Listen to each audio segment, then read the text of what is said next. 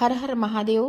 दोस्तों, यदि आपका मकान ना बन पा रहा हो, मकान बनने में अड़चन आ रही हो और मकान में कोई वास्तु दोष हो या फिर आपके बेटा बेटी का या संतान का विवाह ना हो पा रहा हो, तो गुरु जी ने एक बहुत ही सरल उपाय बताया है।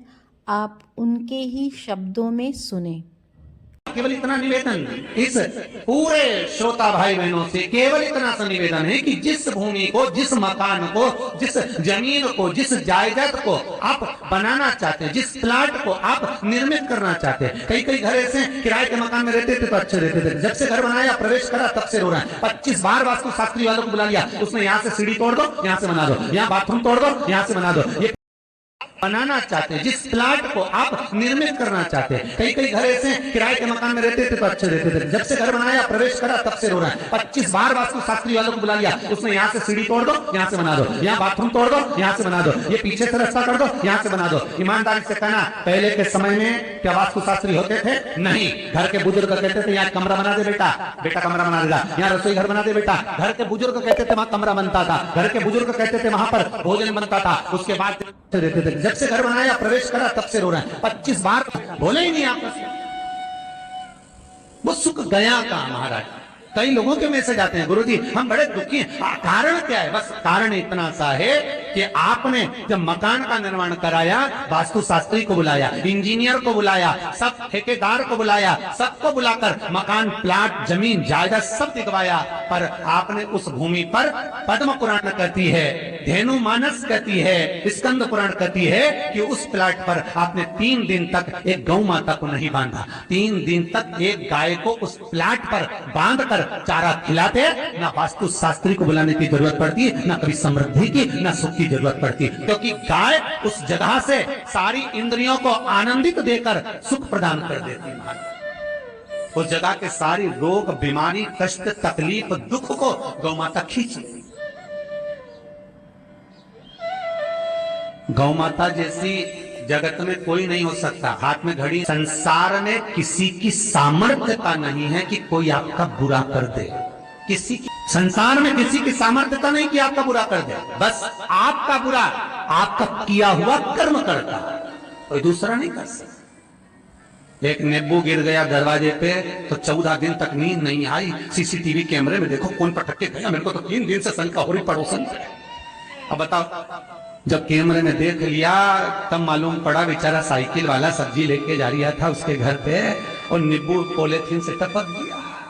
तब सुकून मिला कि ये नींबू, तब सोई आराम से कि पड़ोसन ने कुछ नहीं किया।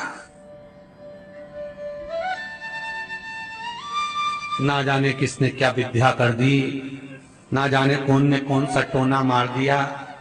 केवल एक दीवार ऐसी होती है जहां पर हनुमान जी का चित्र लगाया जाता है।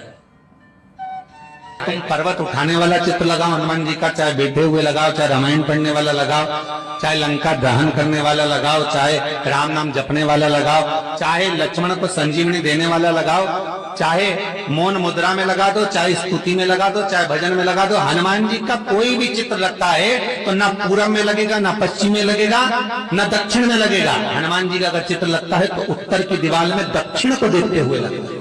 केवल एक ही स्थान।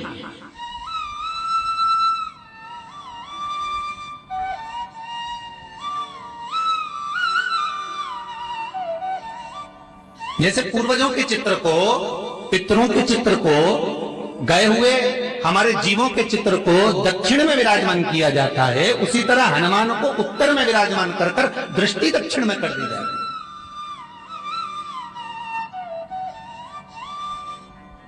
है। घर में हनुमान जी के जितने फोटो होते हैं उसको केवल दक्षिण दिशा में लगा, उत्तर दिशा में लगा बिठाते थे और दक्षिण की ओर उनकी दृष्टि होना चाहिए, दक्षिण की ओर उनका मुख होना चाहिए। क्यों महाराज?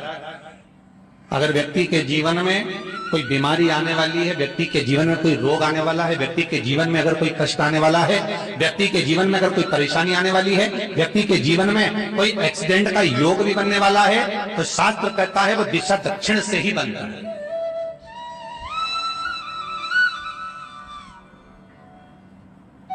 ये दक्षिण जो दिशा है ये यम की दिशा है।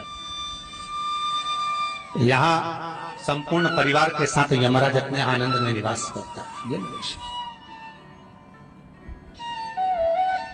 और जब हमारे घर में, हम ये नहीं करें कि आप हनुमान जी का फोटो लगाओ, हम ये भी नहीं करें, आपके घर में हो और आपने अगर विराजमान कर रखा है किसी दिशा में, तो हमारा तो निवेदन रहेगा, अभी तक आपने अगर जैसा रखा पर एक बार दिशा बदल कर देखना कि रोग, बीमारी, कष्ट, दुख, तकलीफ में आपको लाभ मिला कि ना मिला।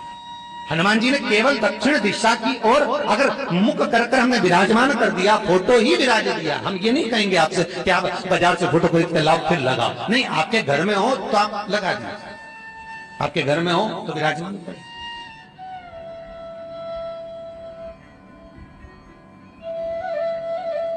अच्छा, कितनी विपरीतता है वो भी आप जरा जानिएगा महाराज, कि शंकर भगवान के ऊपर जो जल चढ़ाया जाता है उसकी जलाधारी उत्तर में जाती है? कई लोगों को तो आज भी तुलसी उतारना तक नहीं आता कि तुलसी का दल कैसे उतारा जाता है। कई जगह तुलसी के क्यारे के नीचे शंकर जी का शिवलिंग रख दिया जाता है महाराज, नहीं है ध्यान, बस चलता है स्मरण।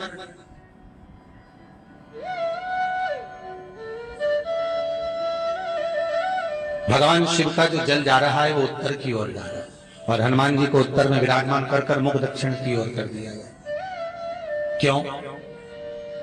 प्रबल दिशाओं में उत्तर और दक्षिण महाराज, ये जो दो दिशाएं, इनको साधने के लिए कोई देवता आगे नहीं आता। अगर इन दिशाओं को कोई साधने वाला है तो केवल एक देवाधिदेव महादेव ही हो सकता है। काल का हरण करने वाला वो महान काल ही हो सकता है।